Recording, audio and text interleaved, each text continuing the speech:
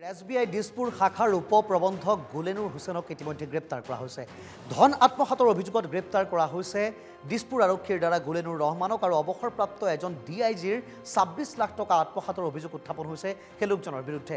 হাটগাঁৱৰ sign heaven এপাৰ্টমেণ্টৰ পৰা আটক কৰা হৈছে বেংকৰ বিষয়াজনক। সোধপোছৰ অন্তত দিছপুৰ আৰক্ষীয়ে গ্ৰেপ্তাৰ কৰিছে বেংক বিষয়াজনক। ধন আত্মসাতৰ সময়ছোৱাত গুলেনুৰ আছিল বৰবাৰী শাখাৰ প্ৰবন্ধক। আৰু ২০২৪ চনৰ ১৯ জুন তাৰিখে দিছপুৰ থানাত ৰুজু কৰা হৈছিল এক গোচৰ। সেই গোচৰৰ ভিত্তিতে দিছপুৰ আৰক্ষীয়ে চলাইছিল অভিযান আৰু ভুক্তভোগীৰ বেংক একাউণ্টৰ সৈতে সংযুক্ত পঞ্জীয়নভুক্ত নম্বৰ সলনি কৰা হৈছিল। ত্ৰিদীপ কলিতা নামৰ এজন যুৱকৰ নামত আছিল চিম কাৰ্ডখন। ত্ৰিদীপ কলিতাক জেৰা চলোৱাৰ পিছতেই সকলো তথ্য পোহৰলৈ আহে। নতুন নম্বৰ ব্যৱহাৰ কৰি ATM পিন সলনি কৰি আত্মসাত কৰিছিল বৃহৎ পৰিমাণৰ ধন।